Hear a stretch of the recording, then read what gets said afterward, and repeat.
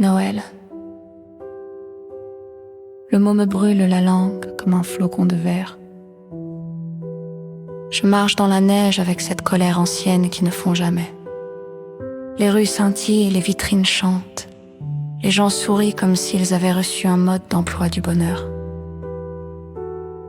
Moi, je compte les pas. Je compte les silences. Je compte surtout les années depuis le jour où mon père est parti. C'était Noël, évidemment. Je n'ai presque aucun souvenir de lui. Une odeur de bois et de froid. Une voix grave qui riait trop fort, puis le vide. Ma mère disait qu'il avait disparu comme disparaissent les tempêtes, sans prévenir en laissant derrière elle des arbres cassés. Elle disait aussi que certaines absences sont des métiers à plein temps. Alors j'ai appris à vivre avec la mienne. Je déteste Noël parce qu'il ment.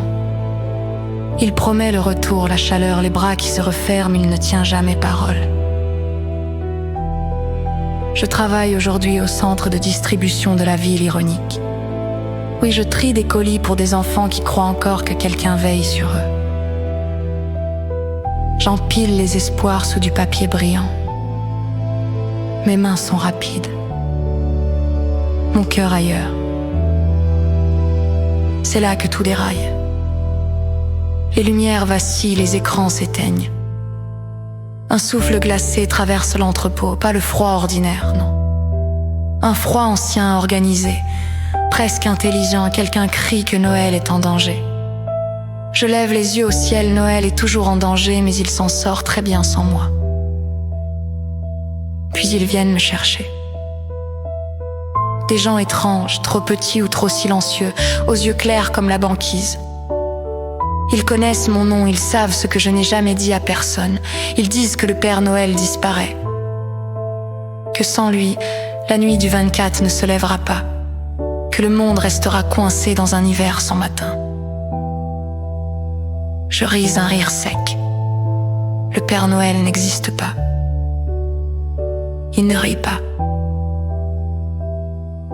Alors je les suis, peut-être par curiosité. Peut-être parce qu'au fond, j'ai toujours eu cette fissure, cette place vide prête à accueillir n'importe quel miracle mal habillé. Nous traversons des portes qui n'existent pas d'habitude.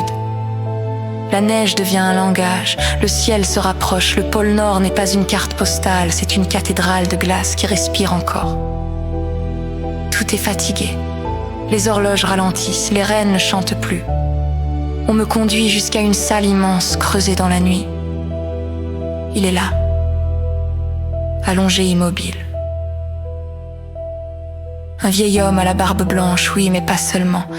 Il y a dans son visage quelque chose qui me serre la poitrine. Une familiarité douloureuse, une ressemblance que je refuse de nommer. Ses mains sont grandes, abîmées par le travail et le froid. Des mains qui ont porté trop de choses trop longtemps. Je détourne le regard. Je ne suis pas venue pour ressentir. Je suis venue pour réparer. On m'explique que quelque chose l'a brisé. Une nuit ancienne.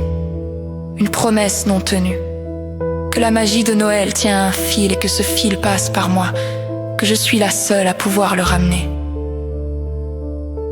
Moi, celle qui déteste Noël.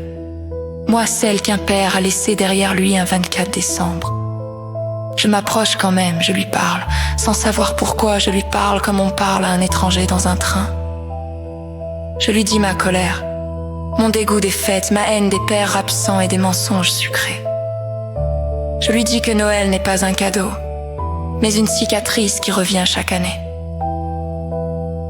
Sa main bouge. Je continue, je parle de l'enfant que j'étais, qui attendait derrière la fenêtre.